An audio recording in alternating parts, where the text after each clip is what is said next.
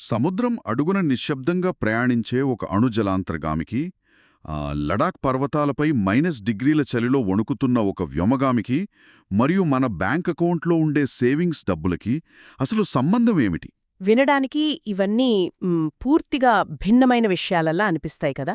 కాని ఇక్కడే ఒక ఆసక్తికరమైన కోణం దాగి ఉందండి. కరెక్ట్. ఇవన్నీ ఏప్రిల్ 5 మరియు 6, 2026 నాటి కొన్ని కీలకమైన జాతీయ వ్యవహారాలు. ఒక దేశం తన పరిమితులను ఎలా దాటుతోంది, తన పునాదుల్ని ఎలా మార్చుకుంటోంది అని అర్థం చేసుకోవడానికి ఇదొక అద్భుతమైన అవకాశం. అవును. కేవలం పైపైన వార్తలను చదవడం కాకుండా ఆ వార్తల వెనుక ఉన్న అసలు కారణాలను విశ్లేషించడమే మన లక్ష్యం. ఎగ్జాక్ట్లీ. అందుకే ఈనాటి ఈ లోతైన విశ్లేషణకు స్వాగతం.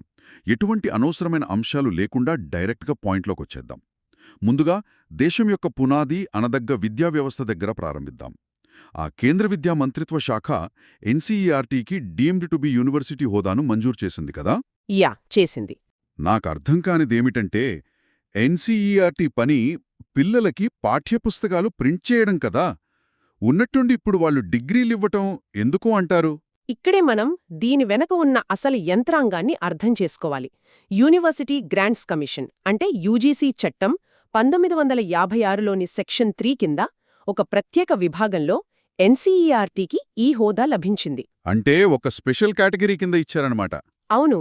ఇప్పటివరకు వాళ్లు పాఠశాల పాఠ్యపుస్తకాల రూపకల్పన లేదా ప్రభుత్వానికి విద్యా విధానాలపై సలహాలివ్వడానికే పరిమితమయ్యారు. కాని ఇకపై అజ్మీర్, భోపాల్, భువనేశ్వర్, మైసూర్, షిల్లాంగ్ ప్రాంతాల్లో ఉన్న 6 రీజనల్ ఇన్స్టిట్యూట్స్ ఆఫ్ ఎడ్యుకేషన్ ద్వారా వాళ్లు స్వయంగా అంటే వాళ్ళ బ్రాంచెస్ ద్వారా అన్నమాట. కరెక్ట్ అండి.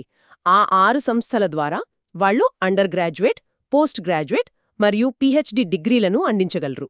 ఇది కేవలం పుస్తకాలు రాసే సంస్థ స్థాయి నుండి విద్యావేత్తలను తయారు చేసే స్థాయికి ఎదగడమన్నమాట. సరే, ఇది వినడానికి బాగానే ఉంది. కాని దీనివల్ల నాకు చిన్న డౌట్ వస్తోంది. వీళ్ళు ఇప్పుడు డిగ్రీలు, పీహెచ్డీల మీద దృష్టి పెడితే ఇక పాఠ్యపుస్తకాలు ముద్రించడం పక్కన పెట్టేస్తారా? ఈ కొత్త హోదా వల్ల వాళ్ల ప్రైమరీ ఫోకస్ మారుతుందా? లేదు, అస్సలు జరగదు. ఎన్సీఈఆర్టీ తన పాత విధులను ఏమాత్రం విడిచిపెట్టదు. కరిక్యులం డెవలప్మెంట్ ఎప్పటిలాగే కొనసాగుతుంది. దానికి అదనంగా పరిశోధనలను విస్తృతం చేస్తుంది. ఇక్కడ ఇంకో ముఖ్యమైన మెలిక ఉందండి. ఏంటది? ఎన్సీఈఆర్టీ ఈ డీమ్డ్ యూనివర్సిటీ హోదాతో లాభాపేక్షతో కూడిన కార్యకలాపాలు చేయకూడదు. అంటే ఇది not for profit model. Private universities లాగా ఫీజులు పెంచేసి లాభాలు గడరించడానికి వీల్లేదు. That's good. టీచర్ ట్రైనింగ్ రంగంలో ఉన్నత స్థాయి నిపుణులను తయారు చేయడం కోసమే ఈ స్వేచ్ఛను వాళ్ళకిచ్చారు. ఓహో, అంటే ఎడ్యుకేషన్ సిస్టంలో క్వాలిటీ పెంచడానికి ఇదొక స్ట్రాటజిక్ మూవ్ అనమాట. సరే, విద్యా వ్యవస్థను అప్గ్రేడ్ చేస్తున్నాం, మరి నైపుణ్యాల అంటే స్కిల్స్ సంగతేంటి? అది కూడా చాలా ముఖ్యం కదా. అవును. భారత పోర్ట్స్, షిప్పింగ్ మంత్రిత్వ శాఖ దక్షిణ కొరియాకు చెందిన కోయిడాతో నౌకా నిర్మాణ రంగంలో ఒక ఒప్పందం కుదుర్చుకుంది అని వార్తల్లో చూశాను. స్కిల్ డెవలప్మెంట్ కోసం ప్రత్యేకంగా దక్షిణ కొరియా దగ్గరికే ఎందుకు వెళ్ళాలి మనం? ఎందుకంటే ప్రపంచ నౌకా నిర్మాణ రంగంలో అంటే షిప్ బిల్డింగ్లో దక్షిణ కొరియా ఒక జెయింట్. వాళ్ల దగ్గరున్న టెక్నాలజీ, ట్రైనింగ్ మెథడ్స్ చాలా అడ్వాన్స్డ్గా ఉంటాయి. ఇక్కడ మనం గుర్తుపెట్టుకోవాల్సిన అసలు target maritime Amrit Kaal vision 2047. Right, 2047. ఆ టార్గెట్ ఏంటంటే 2047 నాటికి సముద్రయాన, నౌకా నిర్మాణ రంగంలో భారత్ను గ్లోబల్ లీడర్గా మార్చాలనేది ఉద్దేశ్యం. ఈ లక్ష్యాన్ని సాధించాలంటే మన కార్మికులకు, ఇంజనీర్లకు కేవలం థియరీ చదివితే సరిపోదు కదా. గ్లోబల్ స్టాండర్డ్స్ ఉన్న ప్రాక్టికల్ ట్రైనింగ్ అవసరం. ఖచ్చితంగా ప్రాక్టికల్ నాలెడ్జ్ చాలా ఇంపార్టెంట్. అవునండి. అందుకే కొరియా రీసెర్చ్ ఇన్స్టిట్యూట్తో కలిసి ఈ ప్రాజెక్ట్ చేస్తున్నారు. ప్లాటినం జూబిలీ కదా. అవును. కానీ నాకిక్కడ లాజిక్ మిస్ అవుతున్నట్లు అనిపిస్తోంది. లాజిస్టిక్స్ పవర్ హౌస్ అనగానే పెద్ద పెద్ద పోర్ట్లు, హైవేలు గుర్తొస్తాయి కదా. మధ్యలో ఈ పోస్టాఫీస్ ట్రైనింగ్ సెంటర్ పాత్ర ఏంటి? అది చాలా సహజమైన సందేహం. కానీ పోస్టల్ నెట్వర్క్ అంటే కేవలం ఉత్తరాలు బట్వాడా చేయడం మాత్రమే కాదు కదా. గమనిస్తే భారతదేశంలోని మారుమూల గ్రామాలకు కూడా చేరుకోగల ఏకైక మరియు అతిపెద్ద డెలివరీ నెట్వర్క్ ఇండియా పోస్ట్దే. నిజమే, ప్రతి ఊళ్ళో ఒక పోస్టాఫీస్ ఉంటుంది. ఎగ్జాక్ట్లీ. ఈ-కామర్స్ సంస్థలైనా, ప్రభుత్వ పథకాలైనా చిట్టచివరి వ్యక్తికి చేరాలంటే పోస్టల్ వ్యవస్థే ఆధారం. 1951లో స్థాపించబడిన ఈ పీటీసీ సహారన్పూర్ ట్రైనింగ్ సెంటర్ ఆ పోస్టల్ సిబ్బందికి లాజిస్టిక్స్ మేనేజ్మెంట్, ఫినాన్షియల్ సర్వీసెస్లో ట్రైనింగ్ ఇస్తుంది. ఓహో, అంటే వాళ్ళ స్కిల్స్ పెంచుతున్నారన్నమాట. అవును. కాబట్టి 2030 నాటికి లాజిస్టిక్స్ రంగంలో లీడర్ అవ్వాలంటే ఈ పోస్టల్ వ్యవస్థను ఆధునీకరించడమనేది ఒక silent but powerful weapon. That makes sense అండి. స్కిల్స్, ట్రైనింగ్ సెంటర్స్ ద్వారా బేస్ గట్టిగా వేసుకుంటున్నాం. ఇప్పుడు ఈ మౌలిక సదుపాయాలను, దేశ సరిహద్దులను ఎలా కాపాడుకుంటున్నారో చూద్దాం. విశాఖపట్నంలో ఐఎన్ఎస్ హరిధమన్ అంటే S4 అనే 3వ అణుశక్తితో నడిచే బ్యాలిస్టిక్ క్షిపణి జలాంతర్గామిని రక్షణ మంత్రి రాజ్నాథ్ సింగ్ ప్రారంభించారు. అవును. ఇది రక్షణ రంగంలో చాలా పెద్ద అడుగు. నాకో చిన్న ప్రశ్న ఇక్కడ. మన నావికాదళం దగ్గర ఇప్పటికే చాలా డీజిల్ ఎలక్ట్రిక్ సబ్మరీన్స్ ఉన్నాయి కదా, మళ్ళీ ఈ అణుశక్తితో నడిచేవి ఎందుకు? వీటి వల్ల ఎక్స్ట్రా బెనిఫిట్ ఏంటి అంటారు? ఇది చాలా కీలకమైన పాయింట్. మామూలు డీజిల్ ఎలక్ట్రిక్ జలాంతర్గాములు బ్యాటరీలను ఛార్జ్ చేసుకోవడానికి ప్రతి కొన్ని రోజులకొకసారి సముద్రం ఉపరితలానికి రావాలి. అలా వచ్చినప్పుడు శత్రువుల రాడార్లకు చిక్కే ప్రమాదముంటుంది. రైట్, వాళ్ళకి ఈజీగా దొరికిపోతారు. అవును. కానీ ఈ అణుశక్తితో నడిచే SSBN అంటే ship submersible ballistic nuclear submarines అలా కాదు. ఇవి నెలల తరబడి సముద్రం అడుగునే ఎవరికీ దొరకకుండా సైలెంట్గా ఉండగలవు. INS అరిహంత్ మరియు అరిఘాత్ తర్వాత వస్తున్న 3వ అడ్వాన్స్డ్ వెసల్ ఇది. ఇది ఏకంగా 70% స్వదేశీ పరిజ్ఞానంతో తయారైంది. వావ్, 70% ఇండియాలోనే తయారు చేశారంటే అది నిజంగా ఆత్మనిర్భర్ భారత్లో పెద్ద ముందడుగే. కానీ వీటిలో ఉండే ఆయుధాల సామర్థ్యం ఎలా ఉంటుంది? ఇందులో ఉన్న ఫైర్ పవర్ మామూల్ది కాదండి. ఇది 3500 కిలోమీటర్ల రేంజ్ ఉన్న 8 K4 క్షిపణులను గాని లేదా 750 కిలోమీటర్ల రేంజున్న 24 K15 క్షిపణులను గాని మోసుకెళ్లగలదు. అబ్బా, అంటే సముద్రం అడుగునుంచే ఖండాంతర లక్ష్యాలను ఛేదించగల సత్తా దీనికుంది. ఎగ్జాక్ట్లీ. ఇది కేవలం యుద్ధం చేయటానికి కాదు, శత్రుదేశాలు మనమీద దాడి చేయటానికి భయపడేలా చేసే ఒక న్యూక్లియర్ డిటరెన్స్. సరే, సముద్రం అడుగున ఒక రేంజ్లో ప్రయోగాలు జరుగుతున్నాయి. కానీ ఆకాశం సంగతేంటి? ఇక్కడే నాకసలు లాజిక్ అర్థం కాని విషయం ఒకటుంది. అదేంటో చెప్పండి. ఇస్రో లడాఖ్లోని లేహ్ వద్ద 3500 మీటర్ల ఎత్తులో మిషన్ మిత్ర అనే ప్రయోగాన్ని నిర్వహించింది. ఇందులో 4 గగన్యాన్ వ్యోమగాములు పాల్గొన్నారు.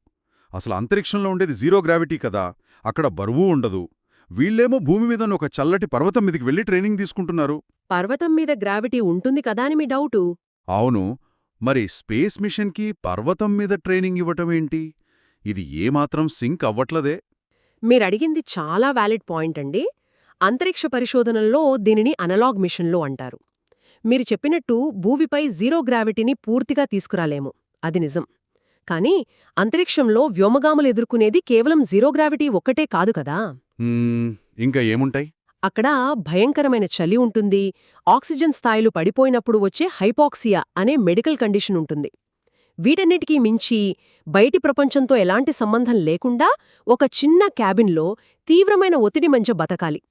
ఈ పరిస్థితులన్నిటినీ మనం ఎత్తైన పర్వత ప్రాంతాల్లో సృష్టించవచ్చు. ఓహో, అంటే లేహ్ లాంటి ఎత్తైన ప్రాంతాల్లో ఆక్సిజన్ తక్కువగా ఉంటుంది, చలి ఎక్కువగా ఉంటుంది, కాబట్టి అదొక సిమ్యులేషన్ లాంటిదన్నమాట. కరెక్ట్గా చెప్పారు. ఇస్రో వాళ్లు కేవలం ఫిజికల్ ట్రైనింగ్ మాత్రమే కాకుండా ఆ ఎక్స్ట్రీమ్ వాతావరణంలో వ్యోమగాముల మానసిక పరిస్థితి ఎలా ఉంటుంది, ఒకరితో ఒకరు ఎలా కమ్యూనికేట్ చేసుకుంటారు అనేది పరీక్షిస్తున్నారు. శుభాంశు శుక్లా, అజిత్ కృష్ణన్, అంగద్ ప్రతాప్, పి బాలకృష్ణన్ నాయర్ వీళ్లందరూ ఆ పరిస్థితులను ఎలా ఫేస్ చేస్తారో అనలైజ్ చేస్తున్నారు. వండర్ఫుల్. ఈ డేటా అంతా భవిష్యత్తులో మనం చేయబోయే లాంగ్ డ్యూరేషన్ స్పేస్ మిషన్లకు చాలా కీలకం కదా. అవును, ఎంతో అవసరం. ఇదే సైన్స్ అండ్ టెక్నాలజీ కోణంలో చూస్తే మైసూరులోని CSIR CFTRIలో కేంద్ర మంత్రి డాక్టర్ జితేంద్ర సింగ్ బైరాక్ బయోనెస్ట్ ఇంక్యుబేషన్ సెంటర్ను ప్రారంభించారు. ఇది ఫుడ్ బయోప్రాసెసింగ్ స్టార్టప్ల కోసం. ఇదంతా ఒకదానికొకటి ఎలా కనెక్ట్ అవుతుందో చూడండి. వ్యోమగాములు స్పేస్లో ఉన్నా, జలాంతర్గాముల్లో నావికులు నెలల తరబడి సముద్రం అడుగున ఉన్నా, వాళ్లకి ఖచ్చితంగా ఎక్కువ కాలం పాడవకుండా ఉండే పోషక విలువలున్న ఆహారం కావాలి. దానికి ఇలాంటి ఫుడ్ బయోప్రాసెసింగ్ స్టార్టప్స్ చేసే రీసెర్చ్ ఎంతగానో ఉపయోగపడుతుంది కదా. చాలా చక్కగా లింక్ చేశారు. నిజమే. సరే, డిఫెన్స్, స్పేస్ టెక్నాలజీ గురించి మాట్లాడుకున్నాం. కానీ ఈ భారీ ప్రాజెక్టులన్నీ నడవాలంటే ఒకటే ఇంధనం, అదే ఆర్థిక వ్యవస్థ. ఖచ్చితంగా. Economy is the base. RBI తాజా నివేదిక ప్రకారం రాష్ట్రాలు 2026-27 మొదటి త్రైమాసికానికి గాను 2.54 లక్షల కోట్ల రూపాయల రుణాలను సమీకరించనున్నాయి. ఇందులో పారదర్శకత కోసం ఆంధ్రప్రదేశ్, తెలంగాణ సహా 9 రాష్ట్రాలలో బెంచ్మార్క్ ఇష్యూయెన్స్ స్ట్రాటజీ అంటే BIS ని ప్రయోగాత్మకంగా ప్రవేశపెట్టారు. అసలు ఈ BIS అంటే ఏంటి? సింపుల్గా చెప్పాలంటే దీన్ని ఒక చిన్న ఉదాహరణతో వివరిస్తాను. ఒక రాష్ట్రానికి 100 కోట్లు అప్పు కావాలనుకోండి. వారు తలా ఒక 10 కోట్లు చొప్పున 10 వేరువేరు సమయాల్లో చిన్న చిన్న బాండ్లు ఇష్యూ చేస్తే పెద్ద పెద్ద పెట్టుబడిదారులు ఆసక్తి చూపరు. ఎందుకు చూపరు? ఎందుకంటే వాళ్ళకి పెద్ద మొత్తంలో ఇన్వెస్ట్ చేయడం ఇష్టం ఉంటుంది. ఇలా విడివిడిగా ఉంటే రాష్ట్రానికి ఎక్కువ వడ్డీ రేటు పడుతుంది. ఈ బెంచ్మార్క్ ఇష్యూయెన్స్ స్ట్రాటజీ ఏం చేస్తుందంటే చిన్న చిన్న మొత్తాలకు బదులు ఒకేసారి పెద్ద మొత్తంలో ప్రామాణికమైన సైజులో బాండ్లను జారీ చేసేలా చేస్తుంది. ఓహో, ఒక కన్సాలిడేటెడ్ అప్రోచ్ అన్నమాట. అవునండి. ఇలా ఒక స్టాండర్డ్ సైజులో మార్కెట్లోకి వస్తే మ్యూచువల్ ఫండ్స్, ఇన్సూరెన్స్ కంపెనీలు లాంటి పెద్ద ఇన్వెస్టర్లు సులభంగా కొంటారు. దీనివల్ల రాష్ట్రాలకు తక్కువ వడ్డీకే అప్పు దొరుకుతుంది, మార్కెట్లో లిక్విడిటీ కూడా పెరుగుతుంది. భలే చెప్పారు. అంటే అప్పు తీసుకునే విధానాన్ని ఒక సిస్టమాటిక్ పద్ధతిలో మార్చడం అన్నమాట. మరి బ్యాంకుల దగ్గర పరిస్థితి ఎలా ఉంది? డిసెంబర్ 2025 త్రైమాసికంలో బ్యాంకుల కాసా నిష్పత్తి 2 ఏళ్ల కనిష్టానికి పడిపోయి 37.9% చేరుకుందని ఆర్బీఐ డేటా చెబుతోంది. యా, ఇది కూడా చాలా ఇంట్రెస్టింగ్ ట్రెండ్. అంటే సాధారణ ప్రజలు బ్యాంకుల్లో దాచుకునే డబ్బులు, ఈ రేషియో పడిపోవడమంటే ఏంటి? జనం దగ్గర డబ్బులు లేవా? ఆర్థిక వ్యవస్థ మందగించిందా? ఇక్కడే మనం డేటాను కొంచెం లోతుగా విశ్లేషించాలి. కాసా రేషియో పడిపోవడమంటే జనం దగ్గర డబ్బులు లేకపోవడం కాదండి, దానికర్థం జనం తెలివిమీరారు అని. తెలివి మీరారా అంటే? సాధారణంగా సేవింగ్స్ అకౌంట్లో డబ్బులుంచితే 3 లేదా 4% వడ్డీ వస్తుంది. ద్రవ్యోల్బణం అంటే ఇన్ఫ్లేషన్ చూస్తేనేమో అంతకంటే ఎక్కువే ఉంటోంది. కాబట్టి ఇప్పుడు ప్రజలలో ఆర్థిక అక్షరాస్యత బాగా పెరిగింది. వాళ్లు తమ డబ్బును సేవింగ్స్ అకౌంట్లలో ఉంచకుండా ఎక్కువ లాభాలిచ్చే మ్యూచువల్ ఫండ్స్, షేర్ మార్కెట్లు లేదా వేరే ఆల్టర్నేటివ్స్ వైపు మళ్లిస్తున్నారు. ఓహో, అంటే నా పర్సులో ఊరికే ఉన్న డబ్బులు తీసి వడ్డీ వచ్చే చోట ఫిక్స్డ్ డిపాజిట్లలో పెట్టినట్టుగా ఉందన్నమాట. మరి జనమిలా బ్యాంక్ అకౌంట్ల నుండి డబ్బులు తీసేసి మార్కెట్లో పెడితే బ్యాంకులకు నష్టం కదా? వాళ్ళు బయట వాళ్లకి లోన్స్ ఎలా ఇస్తారు? ఎగ్జాక్ట్లీ. బ్యాంకులు కూడా అదే సమస్యను ఎదుర్కొంటున్నాయి. తక్కువ వడ్డీకి వచ్చే కరెంట్ సేవింగ్స్ డిపాజిట్లు తగ్గిపోయాయి. కానీ వాళ్ళు లోన్స్ ఇవ్వడం మాత్రం ఆపలేరు కదా? అవును, అదే వాళ్ల బిజినెస్ కదా. కరెక్ట్. అందుకే వాళ్ళేం చేస్తున్నారంటే సర్టిఫికెట్స్ ఆఫ్ డిపాజిట్ అంటే సీడీలను ఇష్యూ చేసి మార్కెట్ నుండి పెద్ద మొత్తంలో డబ్బును సమీకరిస్తున్నారు. ఈ సీడీ ఇష్యూలు రికార్డు స్థాయిలో 15.5 లక్షల కోట్లకు చేరాయి. బ్యాంకులు తమ దగ్గర డబ్బు తగ్గినప్పుడు ఎక్కువ వడ్డీ ఇచ్చి మరీ ఇలా బయట నుంచి డబ్బు తెచ్చుకుంటున్నాయన్నమాట. వావ్, ఇది నిజంగా చాలా ఇంట్రెస్టింగ్ సైకిల్. ప్రజలు మార్కెట్లో పెడతారు, బ్యాంకులు మళ్లీ ఆ మార్కెట్ నుంచే అప్పు తీసుకుంటాయి. ఇక ఆర్థిక పాలనలో టెక్నాలజీ వినియోగానికి సంబంధించి సంపన్ పోర్టల్ వార్తల్లో నిలిచింది. టెలికాం శాఖ డెవలప్ చేసిన ఈ ప్లాట్ఫామ్లో గోవా ప్రభుత్వం మరియు కొచ్చిన్ పోర్ట్ అథారిటీ జాయిన్ అయ్యాయి. అవును, సంపన్ అనేది క్లౌడ్ ఆధారిత డిజిటల్ పెన్షన్ నిర్వహణ వ్యవస్థ. దీన్ని ప్లాట్ఫామ్ యాజ్ ఏ సర్వీస్ పద్ధతిలో అందిస్తున్నారు అని టెక్నికల్ పదాలు వాడుతున్నారు. దీన్ని మనం సింపుల్గా ఎలా అర్థం చేసుకోవాలి? చాలా సింపుల్ అండి. మీ సొంతంగా ఒక ఇల్లు కట్టుకోవాలనుకుంటే స్థలం కొనాలి, పునాది తీయాలి, ఇటుకలు పేర్చాలి. ఇదంతా పెద్ద తలనొప్పి కదా? అవును, టైం టేకింగ్ ప్రాసెస్. దానికి బదులు ఆల్రెడీ ఫర్నిచర్ అంతా సెట్ చేసి ఉన్న ఒక రెడీమేడ్ అద్దె ఇంట్లోకి వెళ్తే ఎలా ఉంటుంది? జస్ట్ తాళం తీసుకొని లోపలికి వెళ్ళిపోవడమే. ఈ platform as a service pass కూడా అంతే. ఓహో, అలాగా? అవును. గోవా ప్రభుత్వం తమ పెన్షనర్ల కోసం కొత్తగా సాఫ్ట్వేర్ రాయించి సర్వర్లు కొని మెయింటైన్ చేయాల్సిన అవసరం లేదు. కేంద్ర ప్రభుత్వం దగ్గర ఆల్రెడీ పర్ఫెక్ట్గా పనిచేస్తున్న సంపన్ పోర్టల్లోకి జస్ట్ లాగిన్ అయి తమ డేటాని వాడుకోవచ్చు. అద్భుతం. దీనివల్ల ప్రభుత్వానికి కోట్లాది రూపాయల ఖర్చు, సమయం రెండూ ఆదా అవుతాయి కదా? ఖచ్చితంగా. పైగా పెన్షనర్లకు ఎటువంటి అడ్డంకులు లేకుండా డైరెక్ట్గా అకౌంట్లలో డబ్బులు పడతాయి. అబ్బా, ఎంత క్లియర్గా చెప్పారో! పాలనలో టెక్నాలజీని ఇలా కూడా వాడుకోవచ్చన్నమాట. ఇప్పటివరకు మనం మౌలిక సదుపాయాలు, రక్షణ, ఆర్థిక వ్యవస్థల గురించి సుదీర్ఘంగా చర్చించాం. కానీ ఒక దేశం అంటే కేవలం ఈ ఫైనాన్షియల్ గ్రాఫ్లు మాత్రమే కాదు. క్రీడలు సామాజిక ఎదుగుదల కూడా ముఖ్యమే.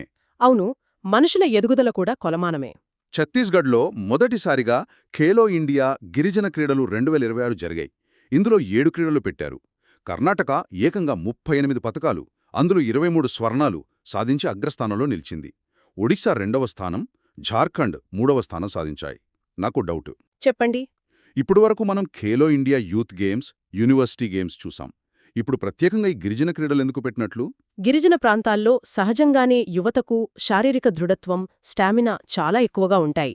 ఆర్చరీ, అథ్లెటిక్స్ లాంటి క్రీడల్లో వాళ్లకు పుట్టుకతోనే మంచి నైపుణ్యం ఉంటుంది. అవును, వాళ్ళ లైఫ్ స్టైల్ వల్లే ఆ స్ట్రెంత్ వస్తుంది వాళ్ళకి. రావచ్చు. ఇది చాలా దూరదృష్టితో ఆలోచించిన ప్లాన్ అనిపిస్తోంది. సరే, ఫైనల్గా ఈ ఇంటర్నేషనల్ డేస్ గురించి కొంచెం మాట్లాడుకుందాం. ఏప్రిల్ 3న army medical corps 262 our raising day. దీని theme one health, one force, 262 years strong. ఇక ఏప్రిల్ 4న అంతర్జాతీయ ల్యాండ్మైన్ల పట్ల అవగాహన దినోత్సవం. ఏప్రిల్ 5న అంతర్జాతీయ అంతరాత్మ దినోత్సవం, అంటే ఇంటర్నేషనల్ డే ఆఫ్ కాన్షియన్స్. వీటికి రకరకాల థీమ్స్ కూడా ఉంటాయి. ప్రతి సంవత్సరం ఒక థీమ్ పెడతారు. నిజం చెప్పాలంటే ఎవరైనా సరే ఇవి చదివినప్పుడు కొంచెం చిరాకొస్తోంది. ఎవరికి కావాలసలు ఈ థీమ్స్? ఇవి ఎందుకు గుర్తుపెట్టుకోవాలనిపిస్తోంది? చాలా మంది అలాగే అనుకుంటారు. కేవలం తేదీలు, థీమ్స్ బట్టి పట్టాలి అనుకుంటే అది చిరాకే. కానీ వాటి వెనుక ఉన్న జియోపాలిటిక్స్ అర్థం చేసుకుంటే చాలా ఇంట్రెస్టింగ్గా ఉంటుంది. అంటే ఆ డేస్ వెనుక రాజకీయాలుంటాయా? అవునండి. ఉదాహరణకు ఏప్రిల్ 5న అంతరాత్మ దినోత్సవం అని చెప్పుకున్నాం కదా. దీనికి theme acting with ethics, empathy and integrity. దీన్ని 2019లో ఐక్యరాజ్య సమితిలో ప్రతిపాదించిందెవరో తెలుసా? బహ్రెయిన్. బహ్రెయినా? వాళ్ళెందుకు ప్రతిపాదించారు? మధ్యప్రాచ్యంలో, అంటే మిడిల్ ఈస్ట్లో ఎప్పుడూ ఏదో ఒక ఉద్రిక్తత వాతావరణం ఉంటుంది. అలాంటి ప్రాంతం నుండి వచ్చిన ఒక చిన్న దేశం ప్రపంచ శాంతి కోసం యునెస్కోలో తీర్మానం చేయడం అనేది ఒక దౌత్యపరమైన స్టేట్మెంట్. వావ్! నేనెప్పుడూ ఆ కోణంలో ఆలోచించలేదు. In mine action.